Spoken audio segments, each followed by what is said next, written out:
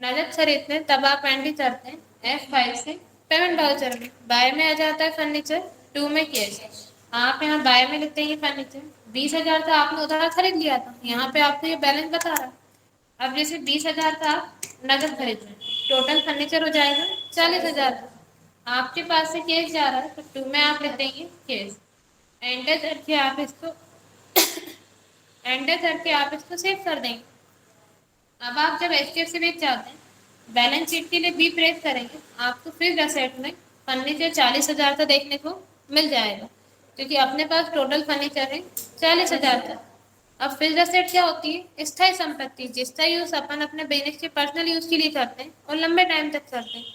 इसका यूज करने के बाद जब आप इसको सेल करेंगे तो कोई भी पर्सन आपसे ये फर्नीचर 40,000 में परचेज नहीं करेगा, क्योंकि अपन ने अभी इसको 40,000 में खरीदा है। जब अपन बेचेंगे तो 40,000 में अपन इसको सेल नहीं कर सकते, कम में सेल होगा, इसका जो लागत मूल्य है वो कम हो जाएगा। किसी भी स्थायी संपत्ति का जब लागत मूल्य कम हो जाता है उसको बोलते हैं मूल्यह्रास, इंग्लिश में बोलते हैं डेप्रिसिएशन। इसकी डेफिनेशन होती है किसी भी स्थायी संपत्ति का निरंतर प्रयोग करने से उसके लागत मूल्य में किसी भी कारणवश आई हुई कमी को मूल्यह्रास बोलते हैं। फिर वो कमी उसके किसी भी रीजन से आई, चाहे आपने फर्नीचर खरीद के अपने बिजनेस में रख लिया हो, यूज ना किया हो, तब भी उसका मूल्य कम हो जाएगा, तो वो हो जाएगा मूल्यह्रास। किसी भी स्थायी संपत्ति मूल्य में किसी भी कारण से कमी आ जाती है तो उसको बोलते हैं मूल्यह्रास। आप उसकी एंट्री यहाँ पे कर देते हैं। उसके लिए पहले आप उसकी पूरी कैलकुलेशन कर लेते हैं, मन से आप कभी भी इसमें डेप्थ अमाउंट नहीं डालते। अपन इसको मिनिमाइज कर देते हैं, यहाँ पे एक्सेल ओपन कर लेते हैं।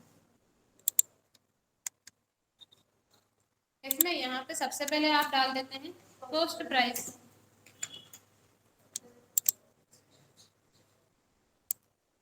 यहाँ पे आप लिख देंगे कॉस्ट प्राइस। टोटल अपने पास 40,000 था, आप यहाँ अमाउंट डाल देंगे 40,000। कॉस्ट प्राइस मतलब तो हिंदी में बोलते हैं लागत मूल्य। फिर यहाँ पे आप निकाल लेते हैं गारंटी वारंटी। सॉरी, वायु नीचे टाइप। ठीक है, फिर यहाँ पे आप लिख देंगे गारंटी वारंटी, कितने टाइम की आपको गारंटी वारंटी इस पे मिल रही। जैसे अपन ने मान लिया गारंटी वारंटी अपन को मिली है 2 साल की। फिर यहाँ पे आप निकाल लेते हैं RV, रेसिडियल वैल्यू।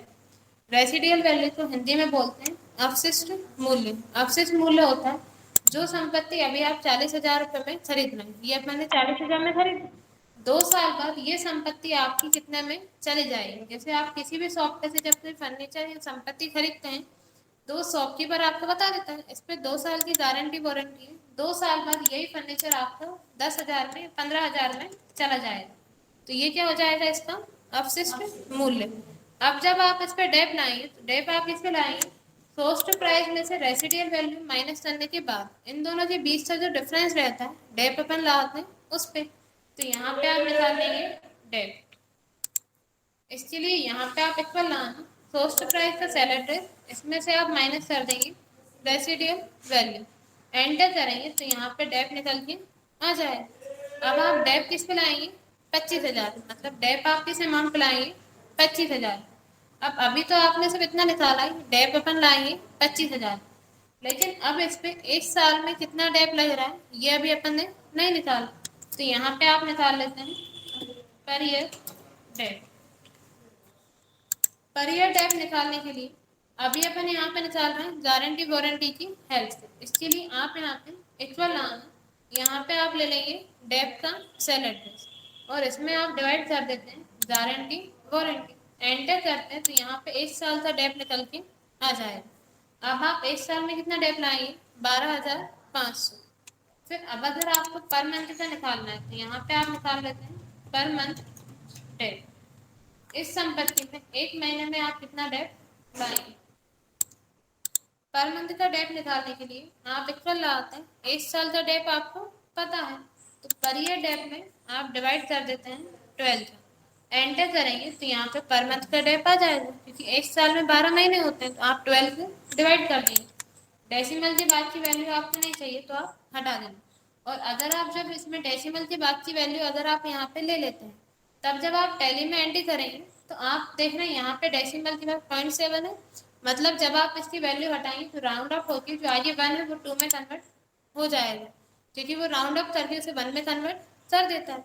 तो अगर आप यहाँ पे डेसिमल के बाद वैल्यू ले रहे हैं तब आप टैली में भी फिल करना, या तो आप यहाँ पे डेसिमल के बाद की वैल्यू हटा दें, क्योंकि अगर आपने यहाँ पॉइंट के बाद की वैल्यू नहीं लिखी टैली में जब आप एंट्री करेंगे तो आपको कहीं ना कुछ अमाउंट लास्ट में देखने को मिल जाएगी। इसलिए या तो आप यहाँ पे डेसिमल के बाद की वैल्यू हटा दें और यहाँ पे लेंगे तो फिर आप टैली में भी टाइप कर देना।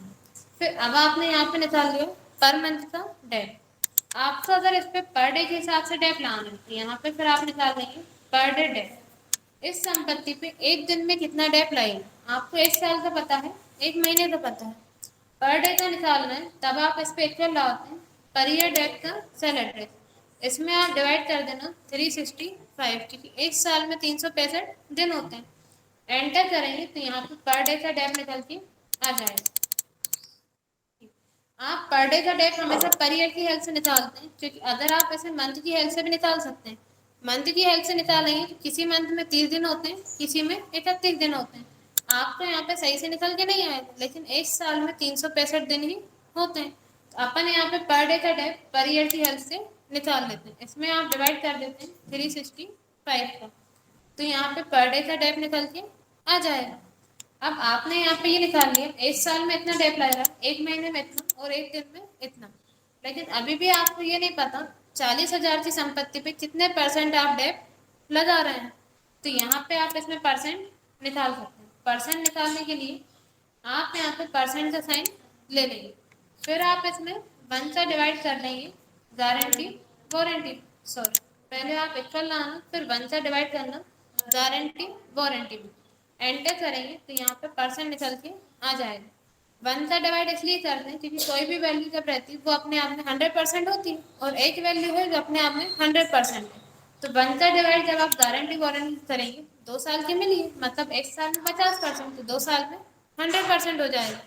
अगर आप यहाँ पे गारंटी वारंटी चेंज कर देते हैं 3 साल करेंगे तो वहाँ पे परसेंट 33% हो जाएगा, अपने आप चेंज हो जाएगा। अब अभी जो आपने यहाँ पे डेट निकाला था वो अपन ने निकाला था गारंटी वारंटी की हेल्प से। अगर आप परसेंट की हेल्प से डेट निकालना चाहें आपको पता करना है कि इस पे सच में 50% डेट ही लग रहा है। तब जब आपने अभी यहाँ पर ईयर का डेट निकाला था आपने इक्वल लगा के डेट का सेल एड्रेस लिया था, इसमें डिवाइड कर दिया था गारंटी वारंटी। अगर परसेंट की हेल्प से निकालना है तो आप इसमें मल्टीप्लाई कर देना परसेंट से। एंटर करेंगे तब भी डेट का अमाउंट सेम आएगा, क्योंकि गारंटी वारंटी की हेल्प से निकालें चाहे परसेंट की हेल्प से, इस पे डेप तो 12,500 का ही लग रहा है। इतने में कोई डाउट हो तो पूछिए, निकाल लेंगे इतना। इसके आपने इतना निकाल लिया, आपने संपत्ति खरीदी थी 40,000 की, 2 साल गारंटी वारंटी, 2 साल बाद ये 50,000 में जा रहा है, मतलब आप डेप ला देंगे, सॉरी 15,000, आप डेप ला देंगे 25,000। अब 1 साल का डेप पता है, 1 महीने का और 1 दिन का। अब आप इस पे कितने महीने का डेप ला रहे हैं, महीने का मतलब कितने महीने आप इसका यूज कर रहे हैं उतने टाइम का डेप लाएंगे। आप मंथ के हिसाब से भी ला सकते हो, डे के हिसाब से भी। जैसे आपने इसको 1 जनवरी को परचेज कर लिया और अपन इसको 1 नवंबर को सेल कर देते हैं। आपने जनवरी से लेके अक्टूबर तक इसका यूज किया, क्योंकि नवंबर में तो आप इसको सेल कर रहे हैं, तो महीने कितने हो जाएंगे 10। पूरे 10 महीने आपने इसका यूज किया, तो जब आप इस पर डेप लाएंगे 10 महीने का लाएंगे, तो यहाँ पे आप लिख लेंगे यूज मंथ, कितने मंथ आप इसका यूज कर रहे हैं। यहाँ पे अपन डाल देते हैं 10 मंथ। आपने इसका 10 महीने यूज कर लिया, फिर यहाँ पे आप निकालना यूज मंथ डेप। इसमें यूज मंथ का डेप कितना हो जाएगा, पर मंथ का डेप इस पे इतना लग रहा है और अपन ने यूज किया है 10 महीने, तो 10 महीने का डेप इस पे कितना लगेगा, आप इक्वल लाना पर मंथ डेप का सेल एड्रेस, इसमें आप मल्टीप्लाई कर देंगे यूज मंथ। एंटर करेंगे तो यहाँ पे यूज मंथ डेप निकल के आ जाएगा। अब आप इसमें 10 महीने का डेप कितना लाएंगे 10,417। अब जब आप इसको सेल करेंगे तो डेप लाने के बाद सेल करेंगे, क्योंकि इतना अमाउंट इसका कम हो जाएगा। तो जब आप इसको सेल करेंगे तो इतना अमाउंट माइनस करने के बाद आप इसे सेल करेंगे, तो यहाँ पे आप निकाल लेना सेलिंग प्राइस।